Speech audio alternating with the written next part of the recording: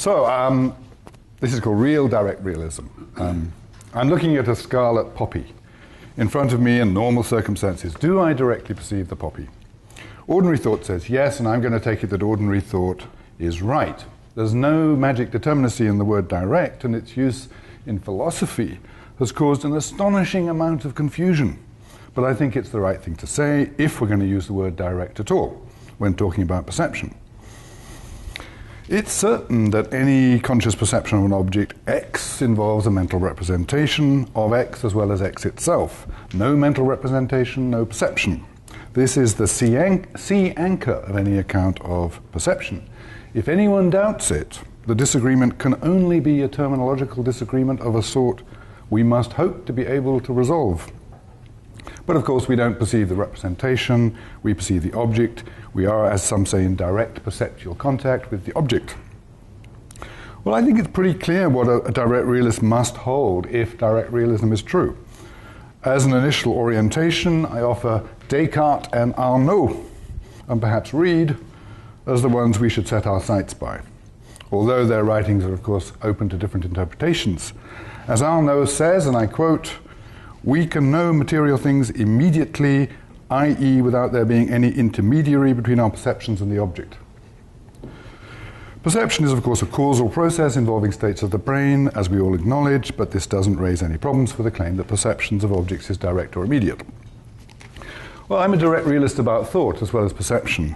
Just as we don't perceive mental representations of objects but the objects themselves, so we don't think about mental representations of objects but the objects themselves. And I think that nearly all philosophers are direct realists when it comes to thought, however unreflectively, even when they're not direct realists when it comes to perception.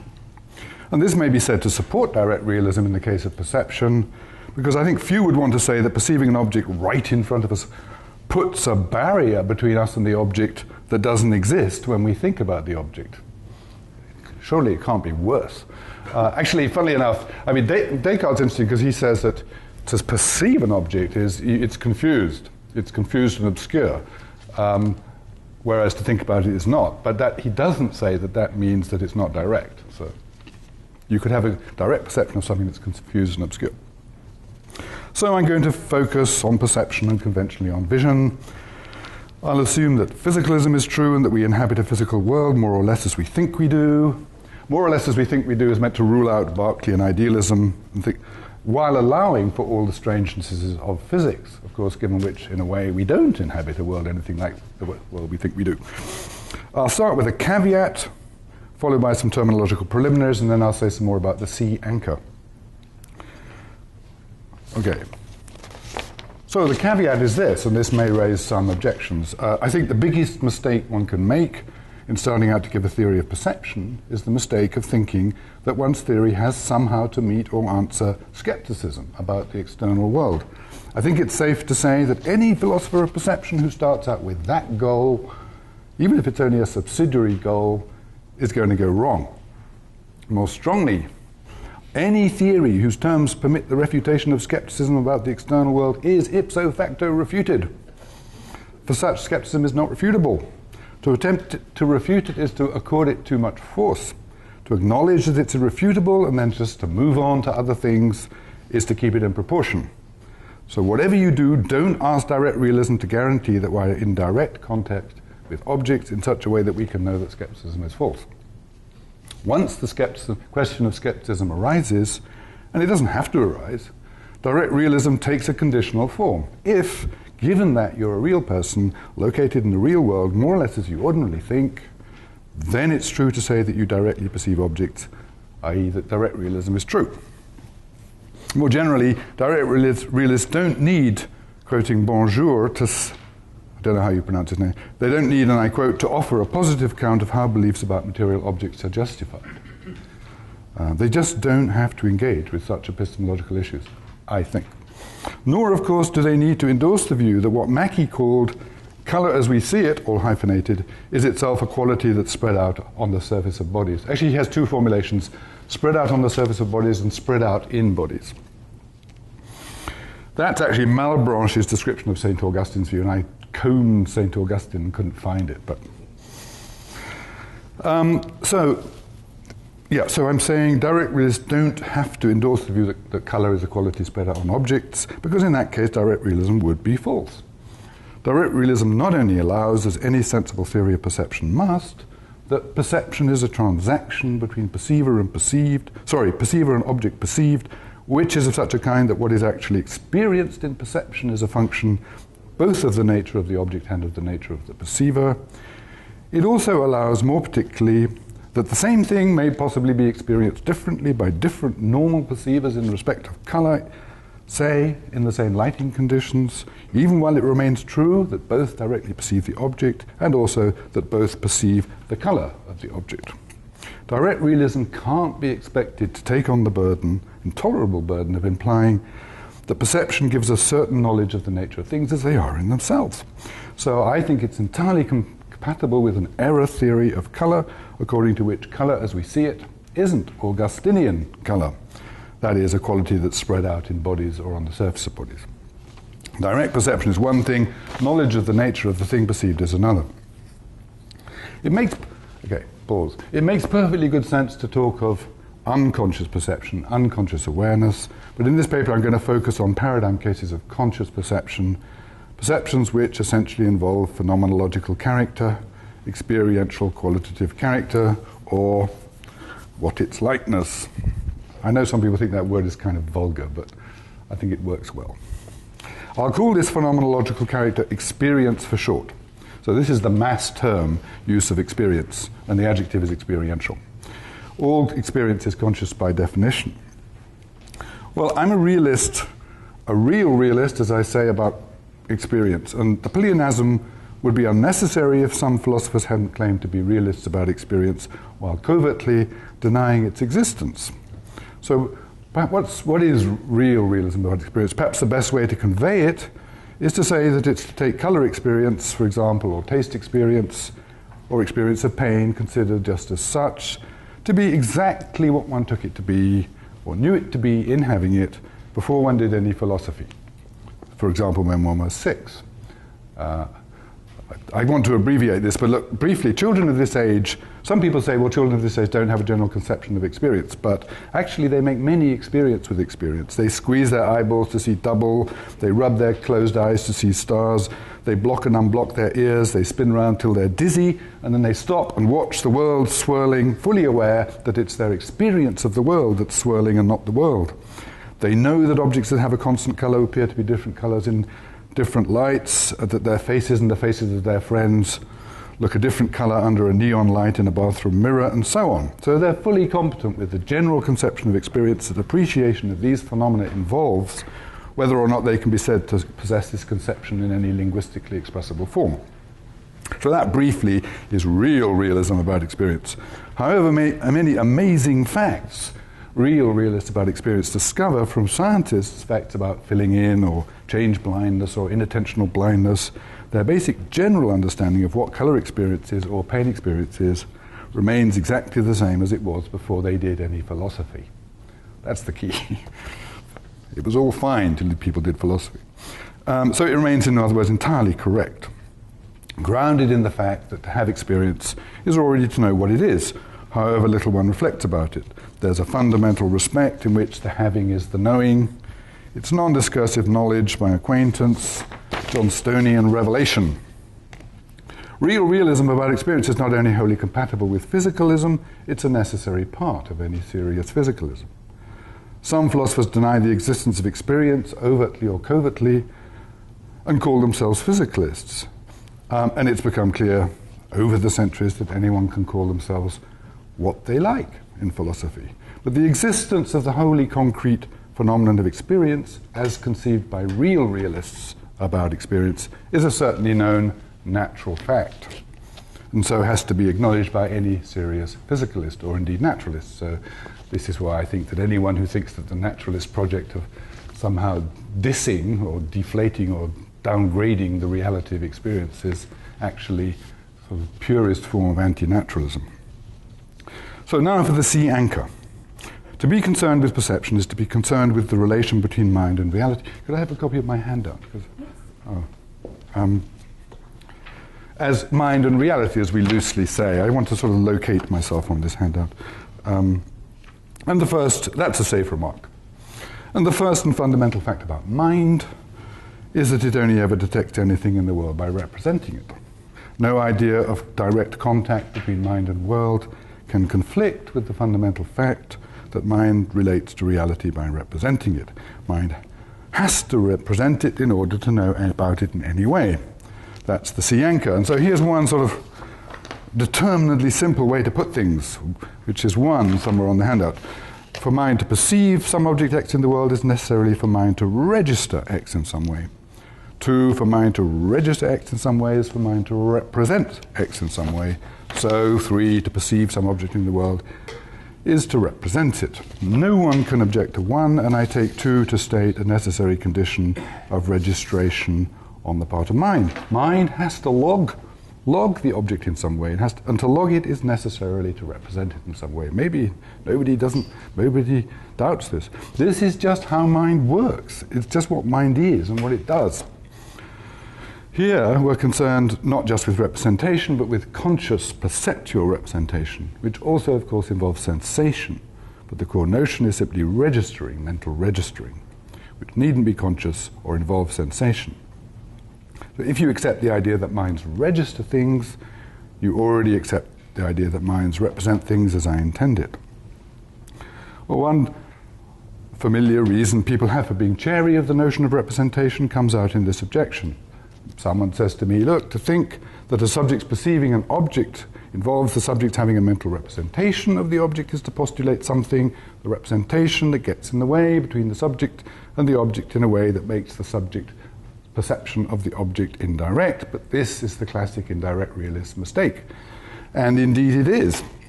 A perception of an object must involve a mental representation of the object, but the representation doesn't get in the way. On the contrary, when a subject perceives an object, a subject having a mental representation of an object constitutes the subject-direct perceptual relation to the object. And, well, that's the key point, and I'm not claiming any novelty. I think it had the status of a truism in the 1950s in the great wave of direct realism that distinguished that decade. Actually, I meant to say something else at the beginning. Well, this paper was meant to have some type of ecumenical purpose, to say we disagree much less than we think we do. But it may turn out to be ecumenical, only in sort of annoying everybody equally, so we shall see. Okay. Now, it's probably impossible to be too careful when discussing perception, so consider S a human subject and O an object. This is 3, 4, and 5. They both exist in the world. Right now, S doesn't perceive O. We can represent this as follows. That's 3. Now, S perceives O. What does this involve? Whatever it involves a connection, which we can draw as a line in 4. What can we say about the line? First, that it represents a causal interaction, whatever else it does. And now we may add that O is registered by or in S in some way. So S changes in some way. No one, I think, will want to deny that S changes mentally, neurally in some way, and we can represent this change with a star or asterisk as follows in 5. The mental change is or involves the registration of O, the representation of O. In the case in question, S consciously perceives O.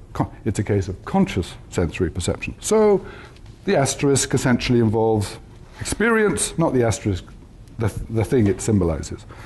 In particular sensory experience, whatever else it does or doesn't involve. No sensory experience, no conscious perception of the object. Let the circle represent the totality of S's mental being as S perceives O, and let the asterisk within the circle represent the representation of O. 6. So if S perceives O, there must be some such asterisk in the circle. That's all that's meant by saying that all perception involves representation. This will be true even in the case of unconscious blind sight perception, of course, but now we're considering conscious sensory perception, cases in which the existence of the asterisk involves sensory experience. So all this is simple common sense. Let's live dangerously and accept the idea that there really are 3 fundamental existents in question when we consider the question of perception: the subjective experience, the representation, and the object. Use the word existent because it's maximally ontologically neutral. Really entity is like that too, but we now tend to think that entity means a thing. So it's so existent. That word certainly doesn't entail that we have three separate objects. It leaves open the possibility that one of the existents may turn out to be simply a property of another. Well, some direct realists may think that one's already gone wrong in saying this, although the word existence is maximally ontologically neutral. So I'll try to show that this isn't so. The bad picture is there near the bottom, the representation between the subject and the object. Now, one attempted improvement deploys the adverbial idiom and says that when Lucy, say, sees a red triangle and directly perceives the triangle, she's appeared to redly and triangularly. The R is still, of course, a fully real existent, but it's thought of as a modification of S, which constitutes S's being in direct perceptual contact with O. Well, I quite like the adverbial idiom, and nothing I say about representation is incompatible with it, and I think we can deal with the old Jackson objection by complicating the description. But I won't develop that. It is, though, I think, important that there's another way of reading this last picture. R is still thought of as an entity that's not just a property, in a way that allows one to hold a full-blooded version of some language of thought hypothesis, for example. So I'm really trying to say that adverbialists and people who need something because they believe in the language of thought don't have to think that they can't get on.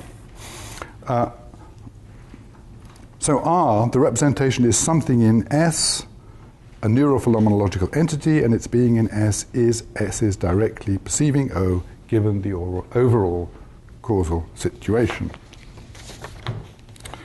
Okay, so that's the basic real direct realist picture in place. And I think it's irresistible, and it's certainly old.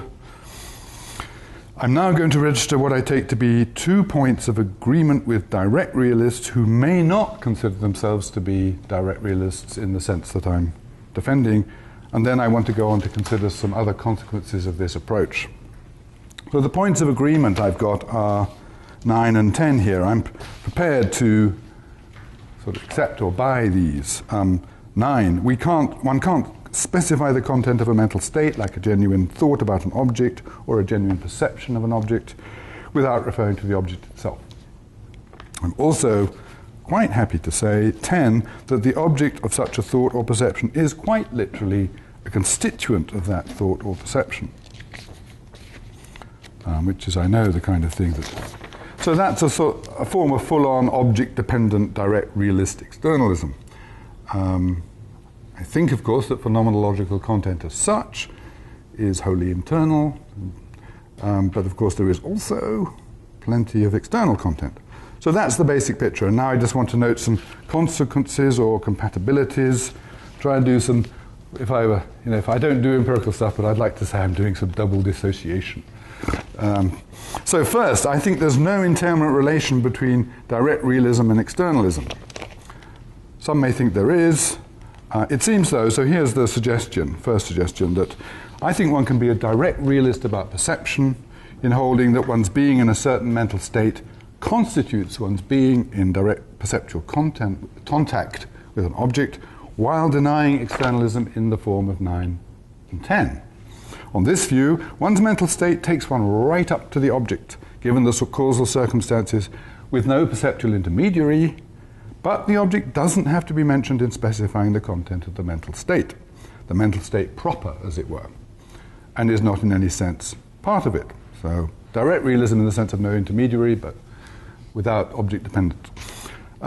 Conversely, I think one can endorse full-on indirect realism about perception while still being strongly externalist.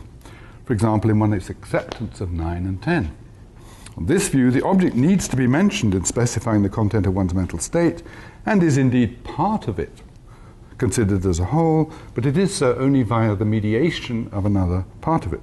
Well, I don't think those cases are very interesting, actually, but what about disjunctivism, which I'll understand as the view that, is this on the handout? No. A veridical conscious perception, V, and a phenomenologically identical and hence subjectively indiscriminable hallucination, H, are not in any fundamental respect states or episodes of the same psychological type.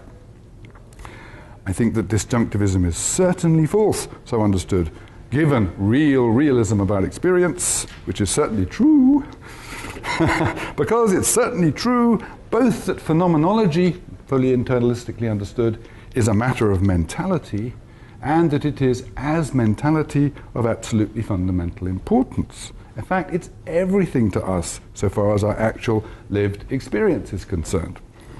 It follows that the phenomenological character of a conscious mental episode, like a perception, is an essential and fundamental feature of its overall psychological character as a concrete existent, and hence that there's a fundamental respect in which V and H are mental episodes of the same psychological type, simply in being phenomenologically identical, hence subjectively indiscriminable. One may allow that there's another fundamental respect in which V and H are of different psychological types, because one is essentially and constitutively about an object and so has a certain sort of external content, while the other isn't and doesn't. But this can't change the fact that there's also a fundamental respect in which V and H are of the same psychological type. So, just as there's no intermediate relation between direct realism and externalism, so too there's no intermediate relation between, I shouldn't put it quite like, between direct realism and disjunctivism. That's the claim. One can be a direct realist about perception, as I am, while fully acknowledging the fundamental respect in which V, the veridical, and H, the hallucination, are mental episodes of the same psychological type. So too, one can hold the respect in which they are to the same psychological type, treating similarity in respect of object dependence as a necessary condition of sameness of psychological type, while insisting that perception is indirect, essentially mediated by a representation. So that's the other side of the dissociation. Right, well, this is a sort of large gap in my handout here, but we will get to Descartes. Next point is that externalism is also wholly compatible with all-out realism about mental representations. I guess I've already said that in effect, but to say that an object that one thinks about or perceives is and must be mentally represented by one is not to say that the object itself is not part of the content of one's thought or perception. On the contrary, the object is part of the contents of one's thought or perception precisely and only because it is mentally represented by one. The existence of the representation, caused as it is what constitutes the object's being part of the content of one's thought or perception, or is at least a necessary part of what constitutes the object's being part of the content of one's thought or perception. Well, I think Descartes puts it beautifully. I am not an expert on Descartes. So many present-day externalists say that the sun itself is literally a constituent of a thought or perception of the sun. Descartes says the same. Here's the quotation. The idea of the sun is the thing, i.e. the sun, which is thought of. The idea of the sun is the sun itself, existing in the mind. Not, of course, existing as it does in the heavens, but in the way in which objects normally are in the mind. Obviously, the sun doesn't exist in the mind in the way in which things exist in space. It exists in the mind in the way in which things exist in the mind, by being the object of its thought or perception, and hence by being mentally represented. What's striking about Descartes' formulation is the way in which that it combines a necessary realism about the idea or mental representation with outright externalism about the object of thought or perception in a straightforwardly direct realist manner. The idea or mental representation of the sun, he says, is the sun itself.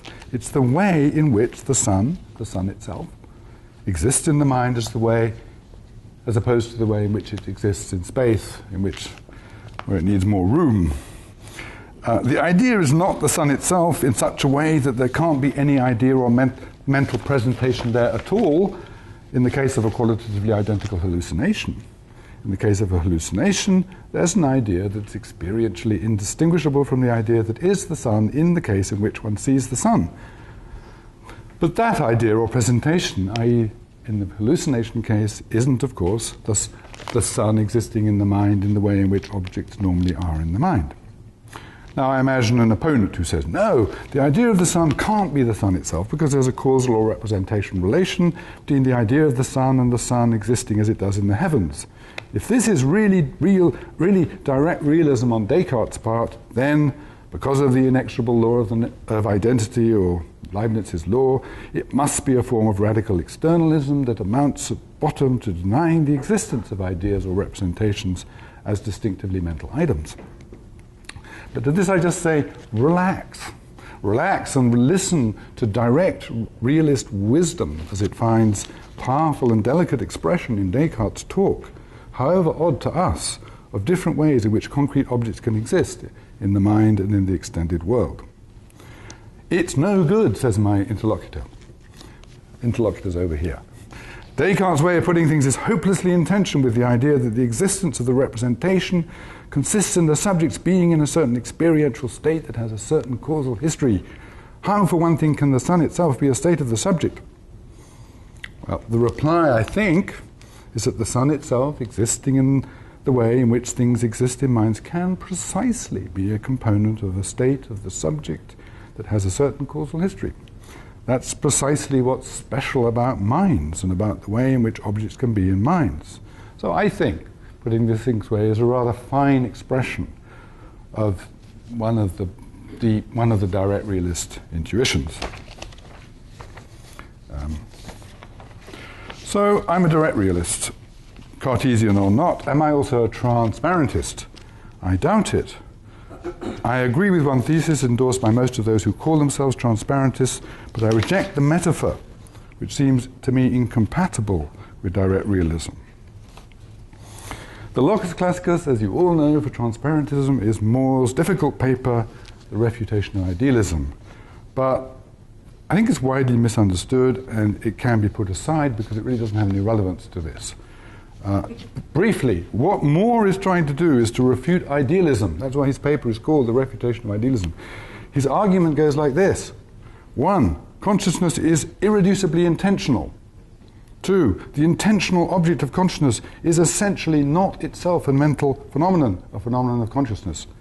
It's not something mental or ideal. 3, idealism is false. That's it. So, I'll say a little more about More. So I think that it's best to approach the supposed transparency phenomena in a more Reedian and Jamesian fashion.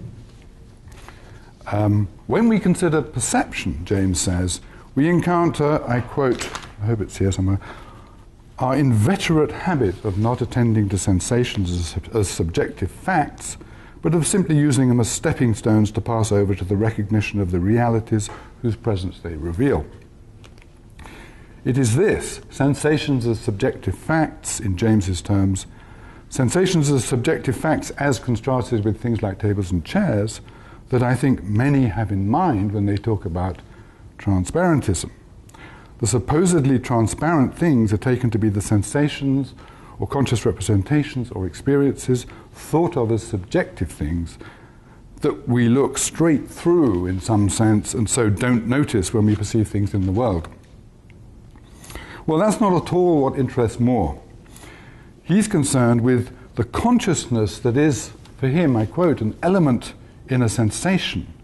And what he takes himself to look through to when he finds the consciousness to be transparent is the sense datum blue, although he doesn't use the word sense datum for 2 more years, but he's already not blue considered as a physical thing or property in the physical world. He's concerned with discerning the element of consciousness in the phenomenon of sensation, and he finds it elusive or transparent in ordinary experience, inasmuch as all one seems to come on is the sense datum. But of course he also says that consciousness can be distinguished. But we've put More's concern aside. We're concerned instead with discerning the element of sensation or experience or conscious mental representation in the phenomenon of perception. And with the question of whether that is elusive or transparent inasmuch as always one seems to come on as the external object, the something in the world, i.e. the colour blue conceived of as objectively there in the external world.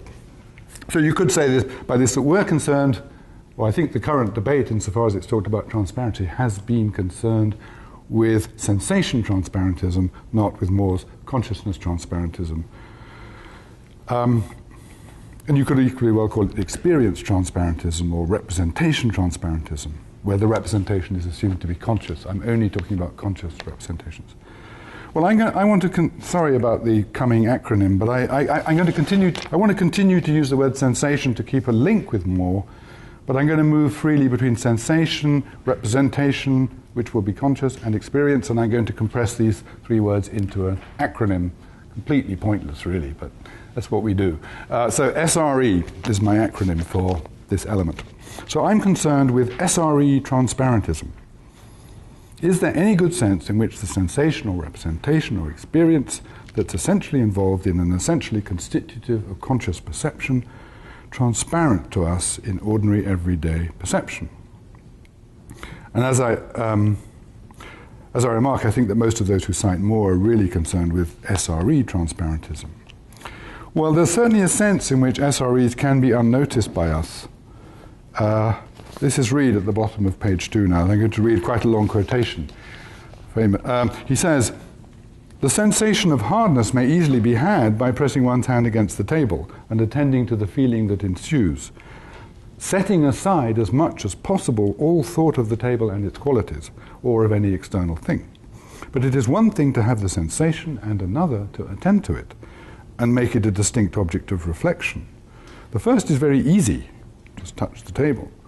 The last, in most cases, extremely difficult. We are so accustomed to use the sensation as a sign and to pass immediately to the hardness signified that as far as appears it was never made an object of thought, either by the vulgar or by philosophers, nor has it a name in any language.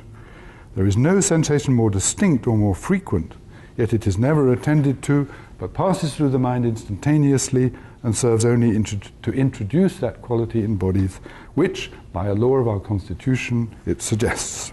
And I think that's obviously an excellent description of one of the transparency phenomena, whatever else you may think. Do Reid's remarks about the sensation of touch carry straight over to the case of vision? Well, no, because there's a fundamental sense in which we are fully aware of the experiential qualitative character of the sensation of blue when looking at the blue sky lying peacefully on our backs, even though we're not thinking of the sensation as a sensation at all. I think this is obvious. It suffices to realize that experiencing the qualitative character of the sensation is what seeing the blueness of the sky is. It's a further point that we can, if we wish, take the sensation of blue as a specific object of attention. It takes a certain amount of practice to be able to do this, as Reid remarks, but it's not that hard, at least in the case of color experience. It's considerably harder in the case of the qualitative character of the sensation of hardness. The case of vision is unlike the case of touch in another respect. Reid is well aware of this, and he puts things differently in the case of vision. He doesn't talk of sensations, which are mental items, but of visible appearances, which are on his account properties of objects. It's these visible experiences, as it were roughly, the 2D patch that you get when you look at any 3D object. It's these visible appearances which are on his account properties of, it's these visible appearances that we find it hard to attend to and make a distinct object of attention in the case of vision, not our visual sensations. So here's the quotation. "The visible appearances of objects are intended by nature only as signs or indications, and the mind passes instantly to the things signified, without making the least reflection upon the sign, or even perceiving that there is any such thing. The mind has acquired a confirmed and inveterate habit of inattention to them," the visible appearances. "For they no sooner appear than, quick as lightning, the thing signified succeeds and engrosses all our attention, all our regard, They have no name in language, and although we are conscious of them when they pass through the mind, yet their passage is so quick and so familiar that it is absolutely unheeded." So the phenomenon of unheededness is the same in the case of touch and vision, but the unheeded items are of different sorts. Well, Reid is pessimistic about being understood on this point except by painters, but he makes the point very clearly. I think overall he gives a brilliant account of the phenomena of unheededness, or SRE transparency. SRE is, as it were, the mental conscious item. His correct view is not that we can't take the unheeded phenomena as objects of reflection, but that it's difficult to do so. But, he says, I quote, "Some pains and practice will overcome this difficulty in those who have got into the habit of reflecting on the operations of their own minds. So he explains why philosophers have to train themselves to heed what is ordinarily unheeded. And I find irony of a sort that Reid would have enjoyed. He's very mischievous in the fact that some philosophers today think that it's a mark of philosophical sophistication to claim that this can't be done, to claim that you can't really take the mental thing as an object of directed conscious attention. Okay, so the general question remains, in what sense, if any, is the transparency thesis, the SRE transparency thesis, true in the case of vision? Well, consider as before three existents: the subject, the SRE, and the object. The subject is looking at the object, the sky, and is having a sensation of blue. A blue hyphen experience. I don't think experiences are blue, but there's a blue experience.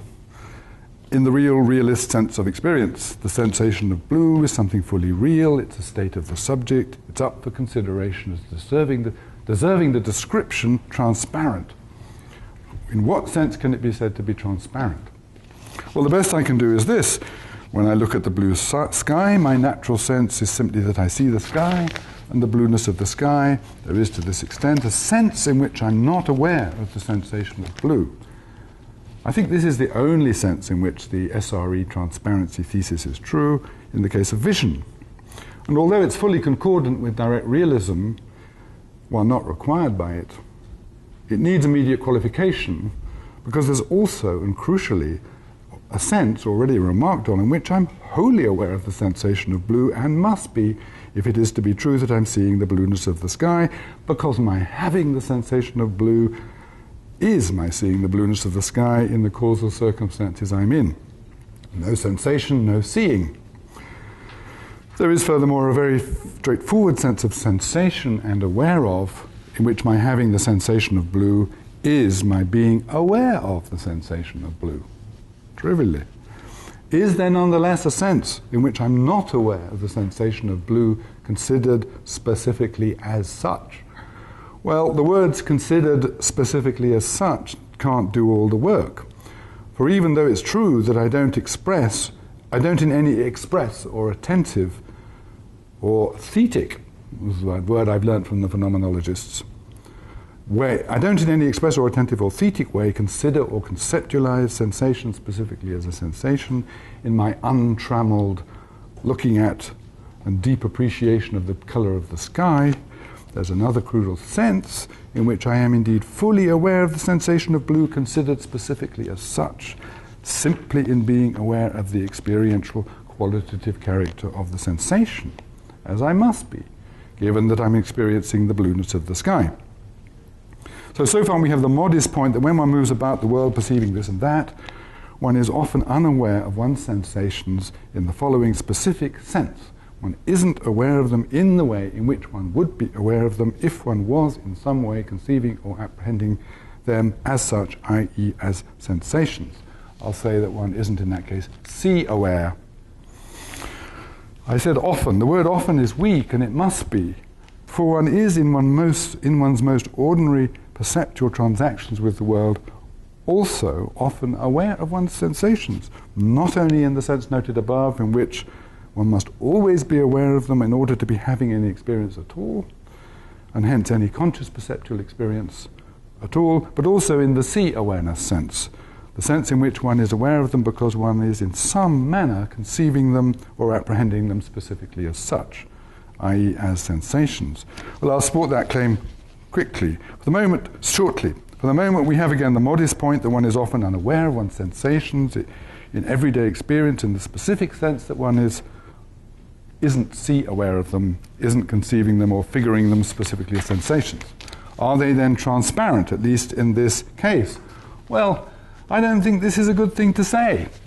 The metaphors of transparency or diaphanousness seem unfortunate because they contain the idea that we access the object through the sensation, transparent, diaphanous, trans and dia, a throughness.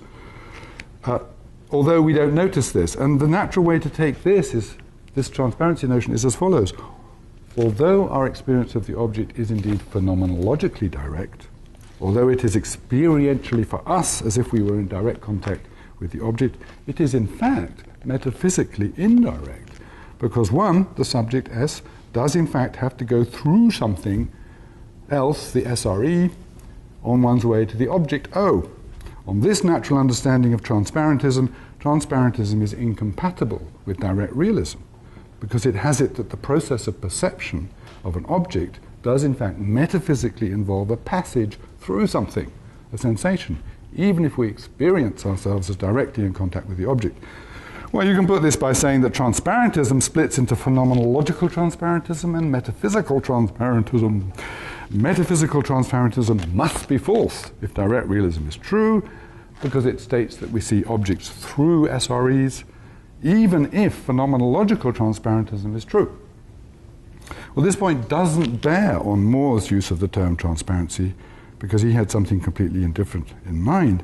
It does, however, seem to bear on what some who today talk of transparency have in mind. Well, what should we do? Well, I just think that the notion of throughness should be abandoned. It's better again to say simply that having the experience is perceiving the object. On this account, there's no sense in which the subject sees the object through the experience, no sense in which the subject passes through something else to access the object. The throughness isn't just a bad metaphor, it's a mistake. Once again, the subject has the SRE, or is in the SRE state. In having the experience, in being in the state, the subject is in the state of seeing the object. The subject being in or incorporating the SRE state directly sees the object.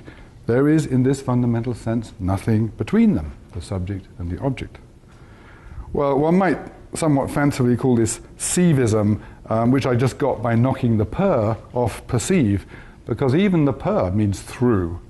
I don't actually recommend this word. There are enough isms out there already, but I'm going to use it just for this paper. But the per seems to carry some of the original meaning of through. So sievism like capio in Latin, just taking. It's almost like, maybe it's a bit like begriffing. Sievism preserves the truth about directness that transparentism tries to express while discarding the implication of throughness. It vindicates the belief in the directness of perception that stems from the experience of the phenomenological directness of perception, and it rejects the non-phenomenological indirectness or throughness of transparent.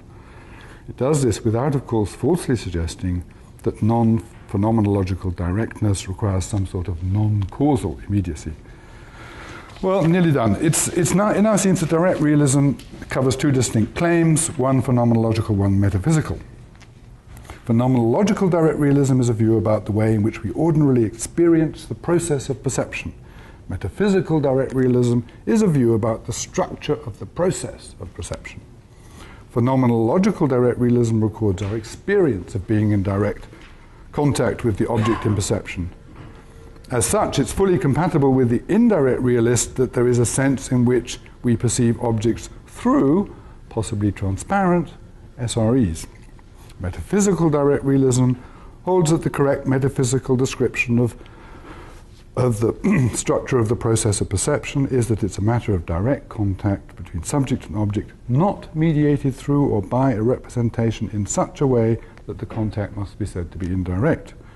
Metaphysical direct realism is completely independent of any view about how we experience ourselves as perceiving objects. So, finally, what's the relation between sievism and direct realism? I'm just sort of running the changes here. Consider first the relation between sievism and phenomenological direct realism. Neither implies the other. The fact that phenomenological direct realism is true is a contingent psychological fact about the standard case of human perceptual experience. It could have been otherwise, even though sievism is true. Compatibly with sievism, it could not only have been the case that we were in perceiving objects always sharply see-aware, i.e. sharply aware of our conscious representations of objects conceived specifically as such, i.e. as representations. It could also have been the case that we naturally experienced ourselves as making perceptual contact with objects only indirectly and through our representations. That said, sievism vindicates the belief in direct realism that is built into phenomenological direct realism. What about Sievism and metaphysical direct realism? Are they the same thing? Well, yes, they are, sort of. Plainly, the entailment works. Sievism implies metaphysical direct realism. Is the converse also true? Well, one question is whether the case in which the SRE is thought of as a state of the subject is the only possible case in which it's correct to judge that metaphysical direct realism is true. And I'm inclined to think this is so. In fact, I think it's trivially true in effect, so that Sievism is just a version of, it's another name for metaphysical direct realism. But there's no need to insist on it. It's not as if we can't imagine how perception could be anything different. We can imagine all sorts of things. We can imagine that there really is a little inner mental theatre in which we watch a representation of the world outside, so to speak, so that metaphysical indirect realism is true even if phenomenological direct realism is true. Even if we think that we're in direct perceptual contact with objects. We can imagine that there are creatures like that. So, finally, I want to return to the claim that when we perceive the world, we're ordinarily unaware of the sensations that are a necessary part of our perceiving the world. Is this really true? Well, first we have the bedrock point that I've already made, that there's a fundamental sense in which we must be aware of the sensation in ordinary, everyday conscious perception, simply because having the sensation is an essential part of consciously perceiving the object. And having the sensation is also necessarily being consciously aware of the sensation, albeit not in any reflective second-order fashion. But this is fully compatible, that was 11, this is fully compatible with the idea 12, that we needn't be aware of the sensation in ordinary everyday perception, we needn't be conceiving it or figuring it as such in any way at all, i.e. as sensation. And it's this point that many transparentists have in mind. True. But even if we needn't be aware of the sensation in ordinary everyday perception, we often are. Here's a sort of easy case. When we see a white table under red light and see it as white, we're standardly aware of the respect in which our mental representation of it involves colour experience of the sort we have when looking at pink things in ordinary light, even as we see the table as white. To this extent, we're expressly or directly aware of our representation of the object and aware of it specifically as being a representation of the object in addition to being directly aware of the object.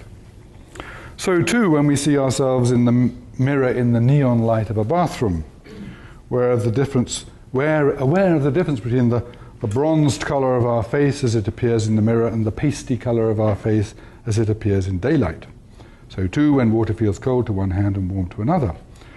Again, we're directly aware of our experience of the object, however lightly, and it is often very light. Again, this doesn't interfere with our being directly aware of the object, because focused attention may be single track, but awareness most certainly isn't.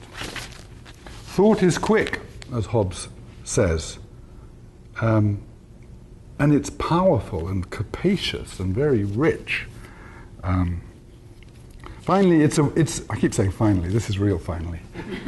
Finally, it's important that awareness of one's sensations, figured or apprehended as such, doesn't occur only in relatively unusual cases.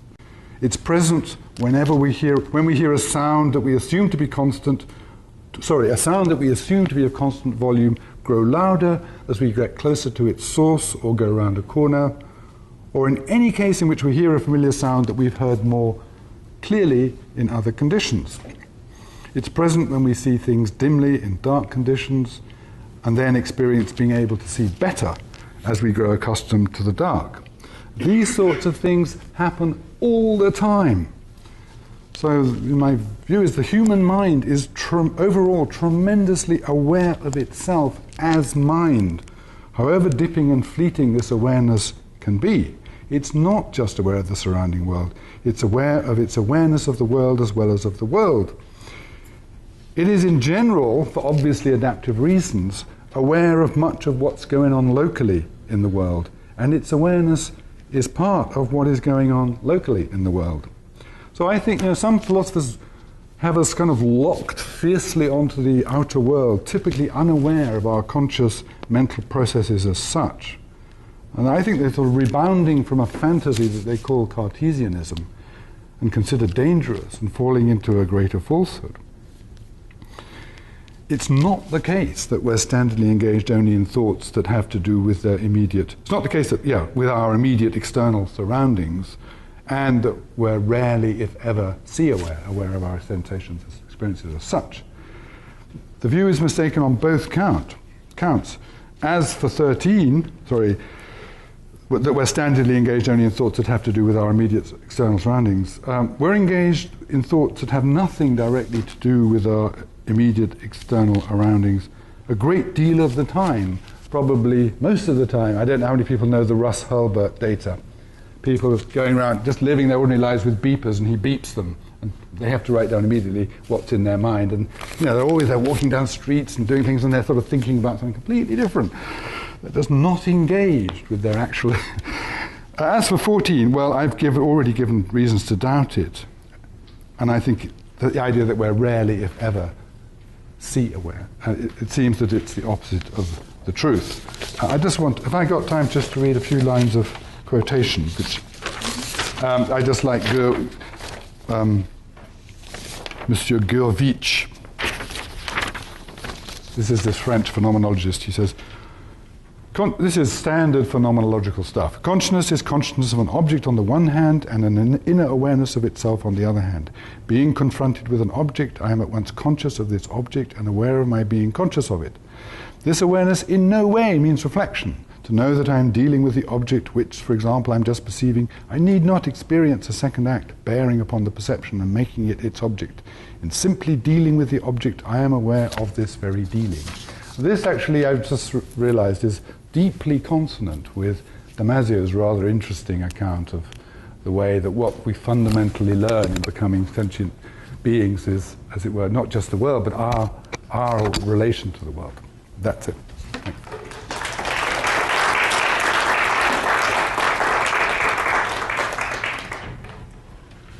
I just wanted to ask a quick question about the Descartes quote about objects existing in the mind and how that's different from how they exist in the external world. And I just wondered if you said anything about thinking about non-existent things. I don't know. So even impossible things. So if I'm thinking of a round square, that can't possibly exist in the external world. So is there some special way that it can exist in the mind? I just don't know what to say. I blank on non-existent objects. What would... It's a question. Did he actually talk about that case? I don't know. Well, I mean, he's certainly going to say that there's an idea there, but I don't think that he would have to...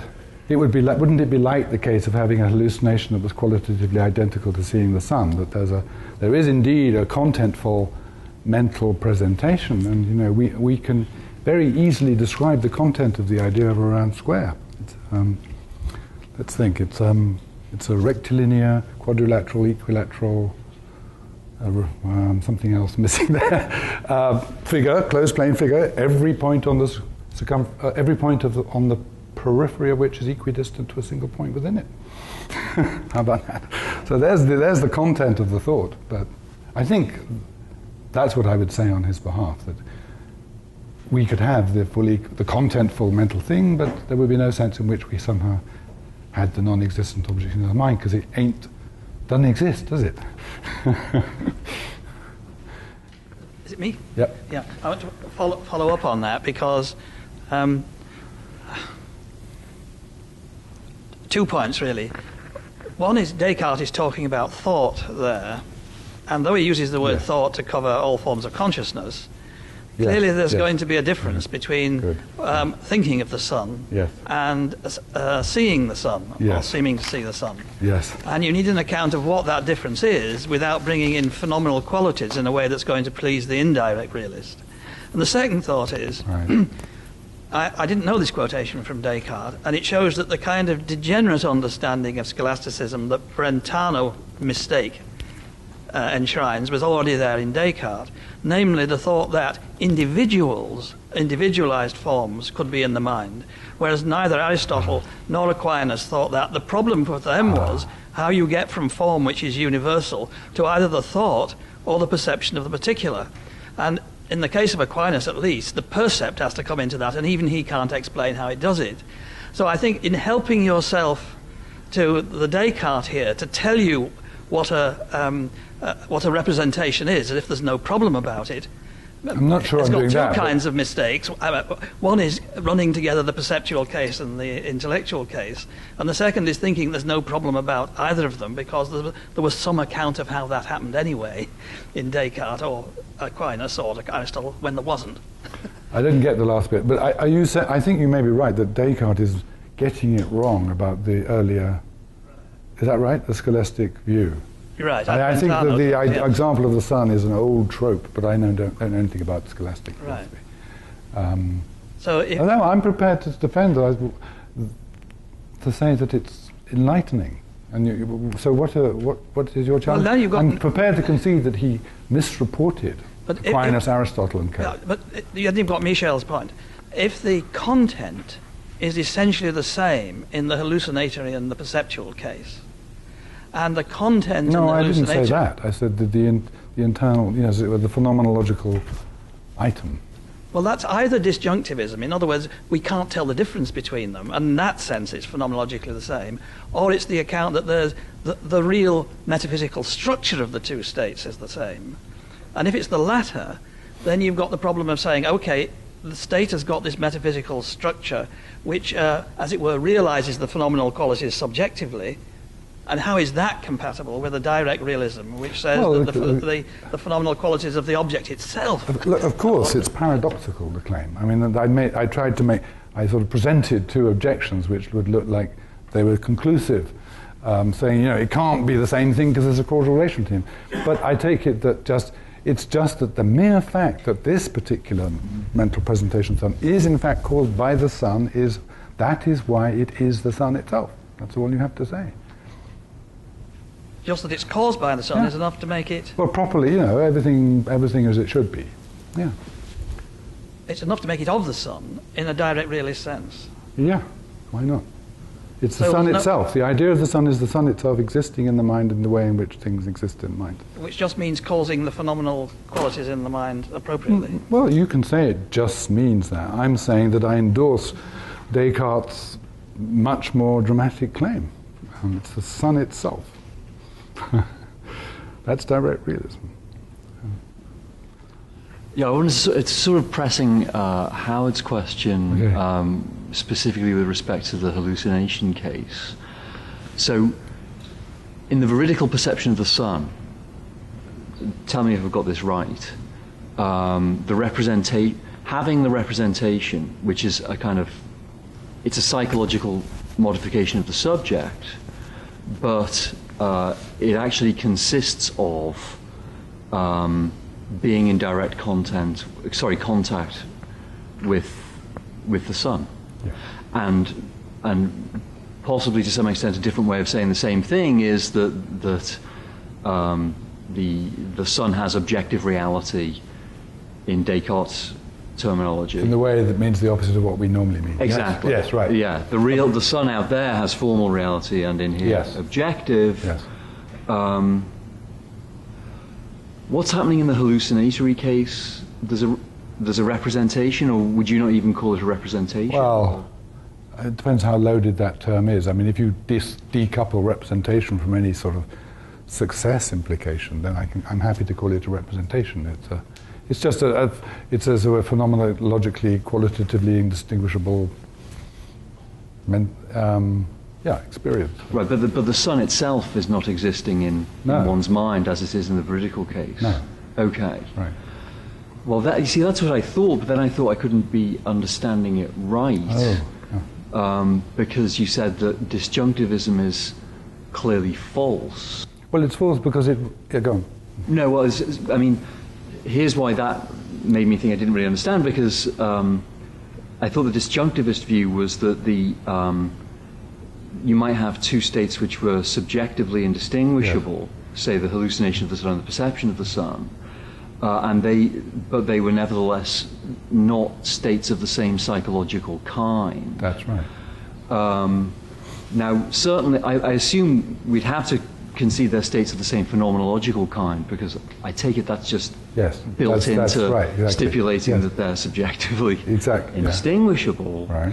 But then it looks as though as soon as you go beyond the phenomenology, there's got to be all the difference in the world between the states qua-psychological, if qua-psychological, one of them involves the reality of the sun actually being present in the mind and the other doesn't. Well, no, the claim was only, the argument went, there are two, phenomenology is a matter of psychology, if anything is ever.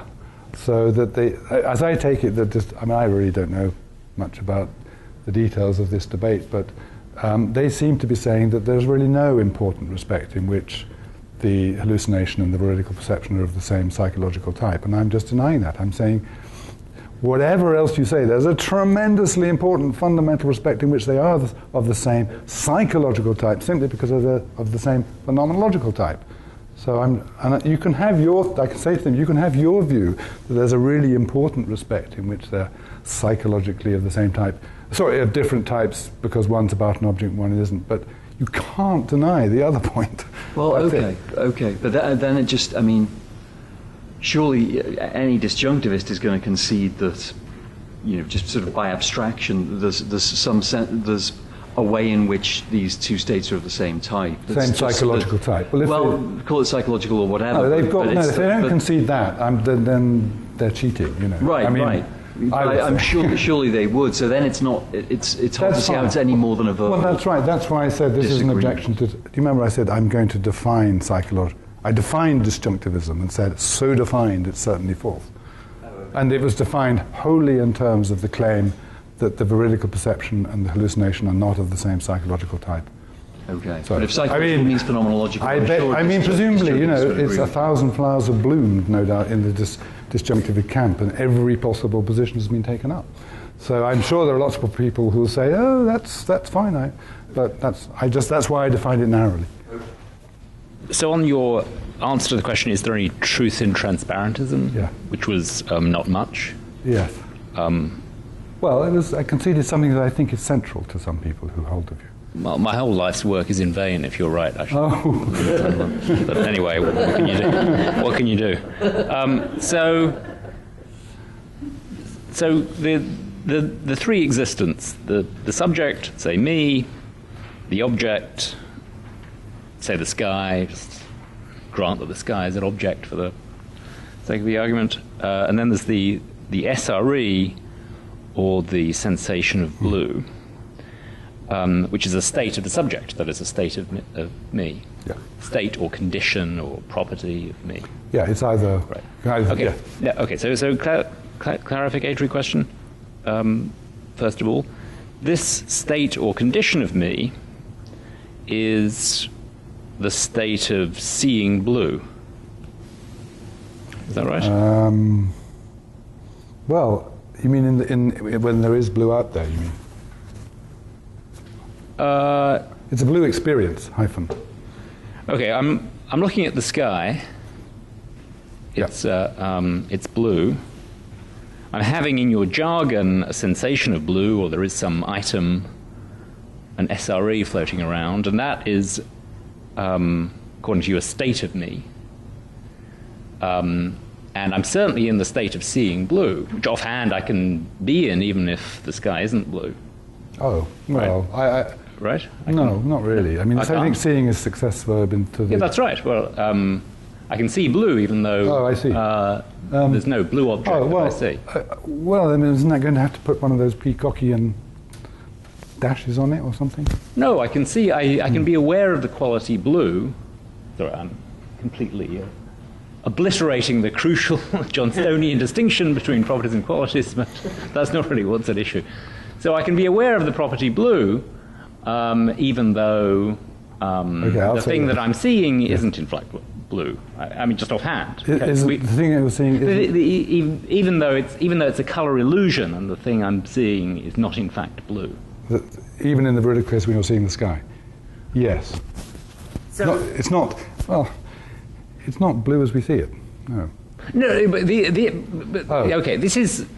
I think you're raising some other issue. At the moment, Maybe. I'm just saying that if you can agree that I can see blue, even though there's no blue thing that I'm seeing, that seems right to me. I can indeed. I don't know see. what you're going to spring on me next, but Then, you're having a blue experience. I'm just trying to get clear on what You're having a what the SRE or the sensation of blue is. And I thought that it's nothing more than the state of seeing blue. I don't want to use the word see. Being aware Does of it blue. matter? I'm having experience with a certain content, which I will call that content blue, and by blue I will mean color as we see it blue. Okay, well, Which isn't out there, which is Galileo's right, and in my view.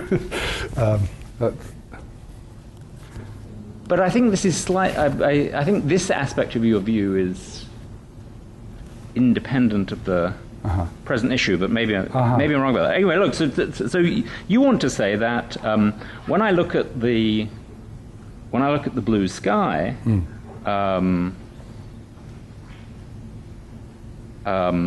Although naively one would think that I'm just aware of the sky and I'm just aware of the property or quality of blue, in fact, I'm also aware of the sensation of blue.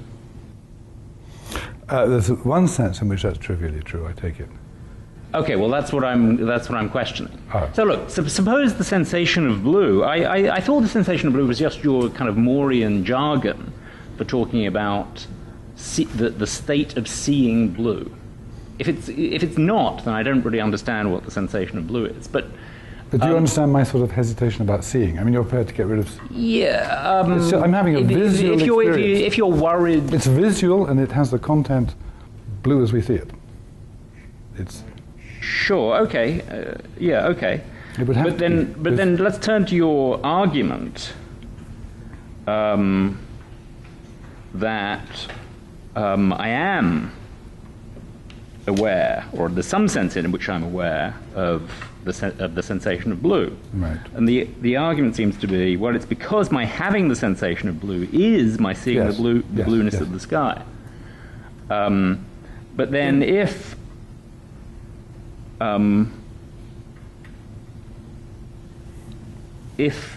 what you mean by the sensation of blue is basically the state of seeing blue, or the state of seeing the blueness of the sky, then it looks as if, well, everyone agrees with this premise. Yes, that's right. My having the sensation of blue is my seeing blueness, but that's just because this jargon of sensation of blue just means seeing blueness. The conclusion is supposed to be that when I look up at the sky, I'm aware of a certain state or condition of myself, namely the state of seeing blue. Yeah, I need to be thinking of it as such, but yes. But how are we? And of course, when I look up at the sky and I see blue, I'm definitely in the state of seeing blue. There's no question about that. That state is a state of mind. I think I do think that. But the conclusion is supposed to be not just that I'm in that state, but that I'm aware of that state. What's the argument for the conclusion that I'm aware of that state? Well, so far the premise is I'm in that state.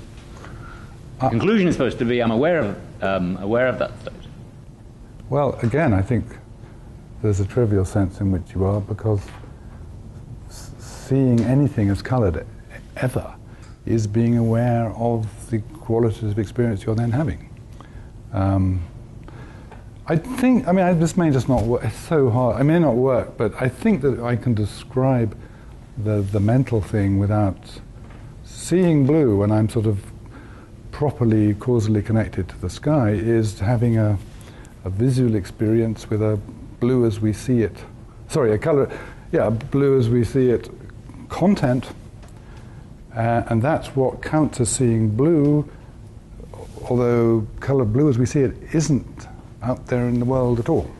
Okay, let me grant that. So when I look at the sky, I'm aware of a certain quality, call it blue as we see it, which the sky does not in fact have. Yes. Right, that's okay. That's part of it, yes. This property is not a property of the sky. Is it a property of anything else? Well, this is famously difficult, but I think I do want to say I say it's a property of the content of the experience, but I don't think I have to sort of get ontologically. I'll say that and see what you say. Well, okay, but then that okay. So it's now a correct description of the. So we have one state of me, which I think, at least to a kind of first approximation, is something like the state of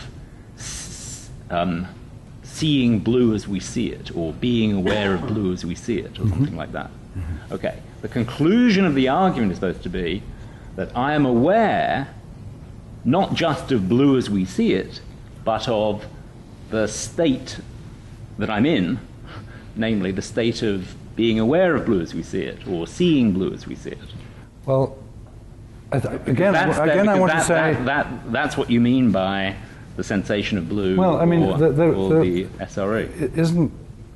I do want to distinguish. I still think there's a sense in which that's trivially true, and a sense in which it may be true but may not be. Why couldn't I say, well, to be aware of since we've agreed that it's a property of a state, to be aware of an actual instantiation of a property of a thing is ipso facto to be aware of the thing. I mean, if there's a thing A and there's a thing F, and I'm aware of the Fness of the A, not just F as a universal, but of the Fness of the A, I'm ipso facto aware of the A. Necessarily. But the F, I thought the F in this question, okay, one more time and then I'll pass it on. The F is not the state or condition of seeing or being aware of blue as we see it. No, it is the property or state or quality of blue as we see it. That's the thing that I'm prepared. And you were just sort of quite neutral on whether that is actually a property of anything. But in any case, maybe I misunderstood what the conclusion is supposed to be. But the anti-transparentist conclusion I thought was supposed to be, when I look up at the sky, I am in fact aware of a state or condition of myself. I do think that, but I don't think that. But I think there's still an important point that's correctly made by the transparent in saying, because that's the bit I think that's trivial, and that, of course, I mean, all the Reedian stuff, it's just no real sort of configuration of it as a state of yourself in any sense at all.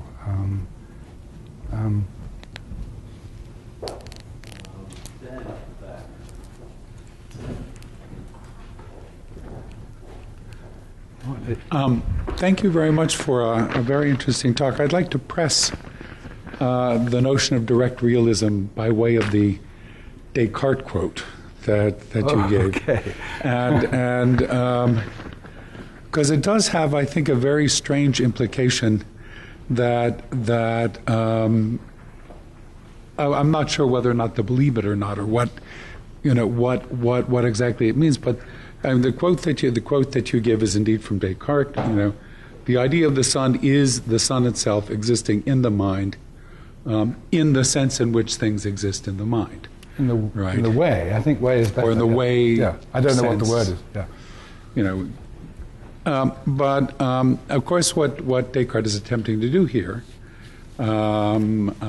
is to distinguish between formal and objective reality, as we were saying before. Yes. And objective reality is, that by which something represents something that is not itself. And that of course, is, in a certain way, this is obviously consonant with the kind of the kind of direct realism that you're arguing for. Okay. But Descartes, it's not just the mind. The question here is what's special about the mind. Because, and it seems to me that you may be making something very special about the fact that it's in the mind.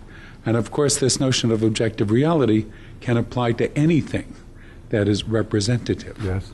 So, for example, even round squares?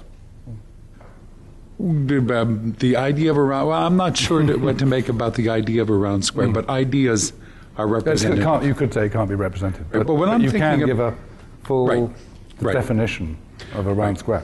Right. No, I'm, leaving that aside, I'm thinking about things like a photograph or a painting. Yes. Right? Okay. Those are also representative. And Descartes' language applies just as well Right. to, say, the Mona Lisa as it does to an idea in the mind.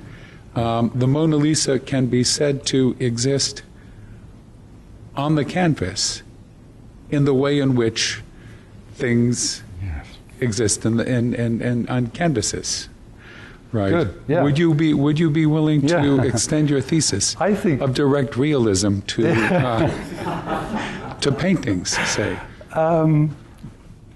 Maybe I was thinking there was something very special about the way minds represent. But I suppose why couldn't I concede that the picture could do it too?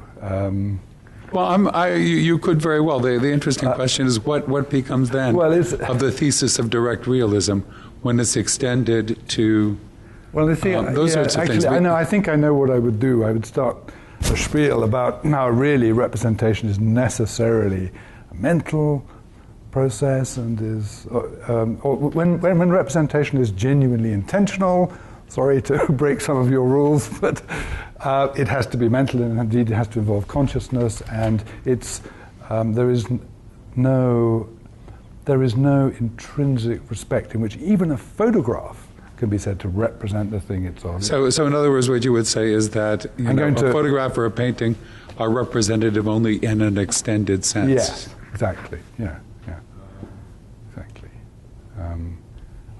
Because the argument goes, once you allow representation out of the box, as it were, it goes everywhere. So even the ripples that a passing car makes on a puddle because of the sound waves is a representation of the car. And so if you want to constrain representation, you have to. I wrote a paper where I said, if you don't do this, then it wins. He wins across the board, and that's why I want to constrain it. So Malebranche famously does have a version of the argument from hallucination, and he says, if God would freeze my brain in the same state as some Chinaman, quote unquote, then I would see China in all its glories. That's a very early expression of this. Sorry, I missed it. I'd see China in all of its glories. If what? If God froze my brain in the same state as a Chinaman, I'd have, as it were, in the whole of China, you mean just the bit of China the Chinaman was in? Right. Okay. The glories, I take it, are the things that you're calling the sensations, or the objects of the sensations, or the things that in another context I would call the sensible profile. And I agree with you, I agree with your characterization of direct realism, but I still think it's mainly an aspirational thesis rather than a thesis that has been adequately defended, because then the worry is, and this is going back to the first question, that salient difference between the hallucinatory case and the seamlessly indistinguishable veridical case seems just to be having the external cause out there producing the stuff in the box. The stuff in the box will occur. The stuff in the box will occur just because the brain's in a certain state. Why is the guy on the ceiling?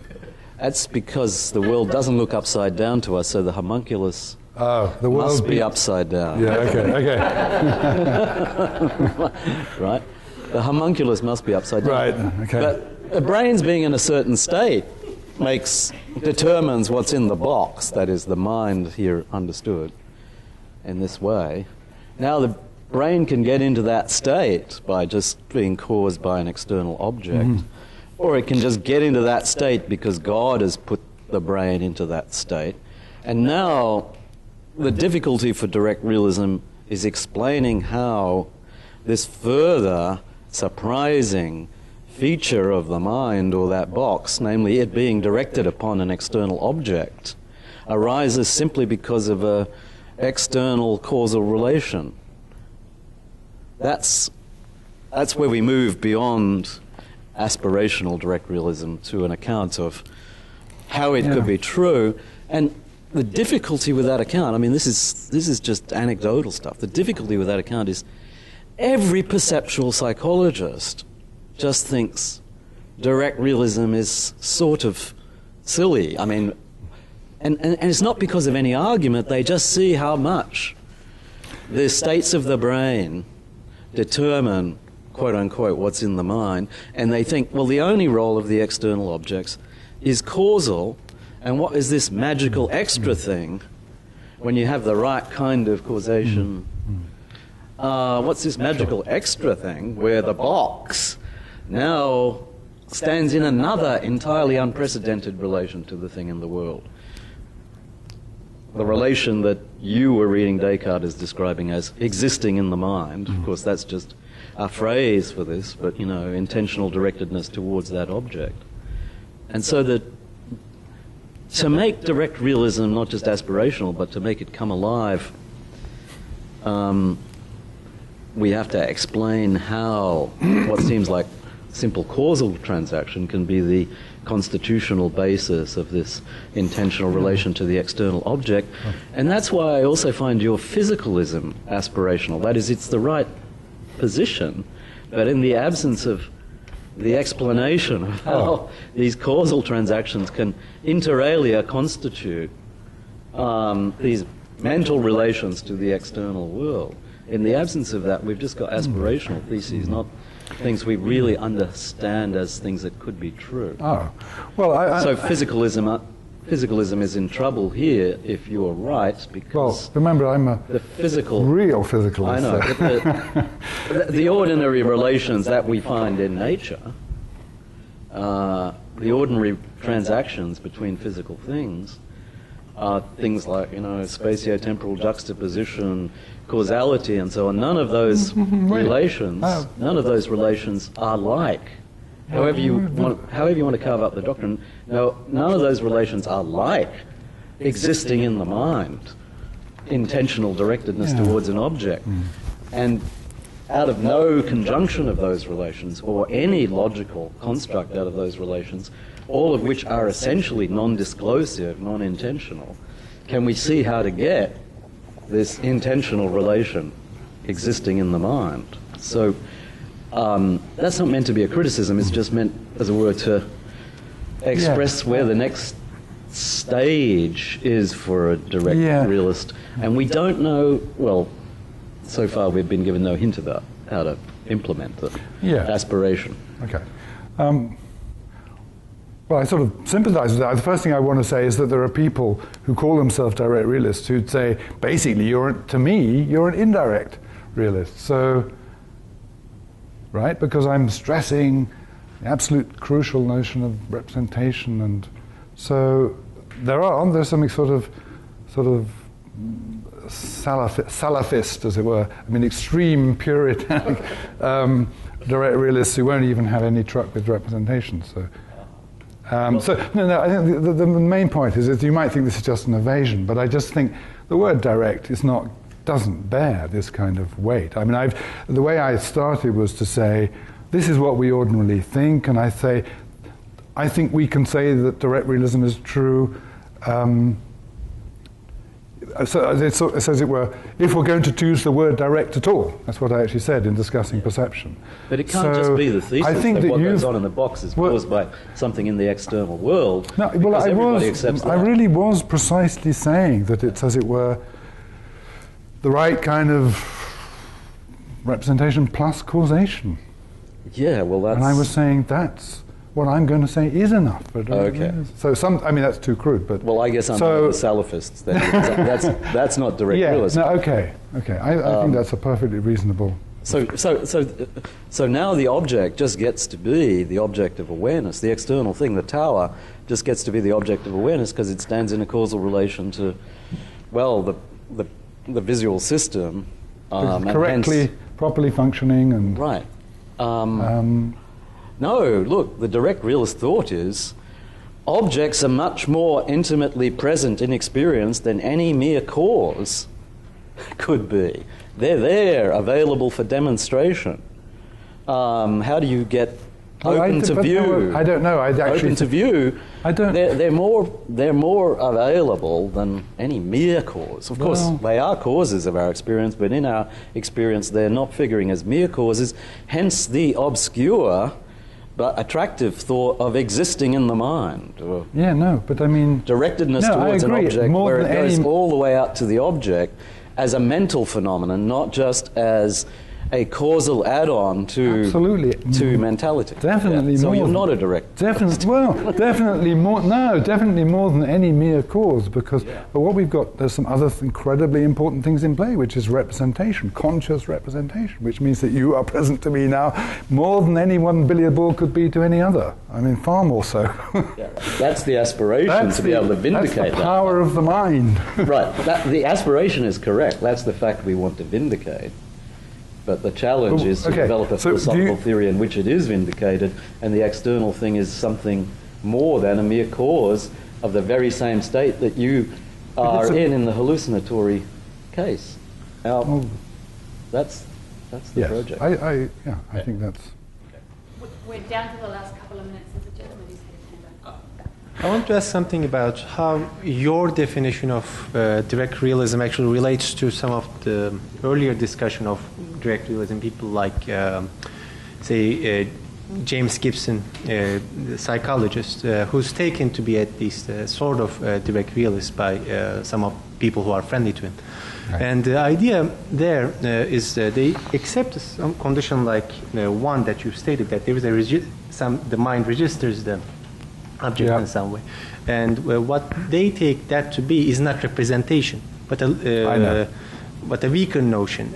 You haven't really said what representation is, at least so far in this paper. Okay. What these people tend to do is to distinguish between information and representation, where representation requires something like being able to be, representation can be in the absence of an object. An object can be represented in its absence. Information is not a mental notion primarily. It's a kind of a causal relation where an object, like reflecting from an object, carries information on the boards, anywhere else in this room. And if you put an eye or if you put a human being there, they will see the object because they are sensitive to that information. But they don't process that by forming a representation of that object, which can exist in the absence of this causal link between the two.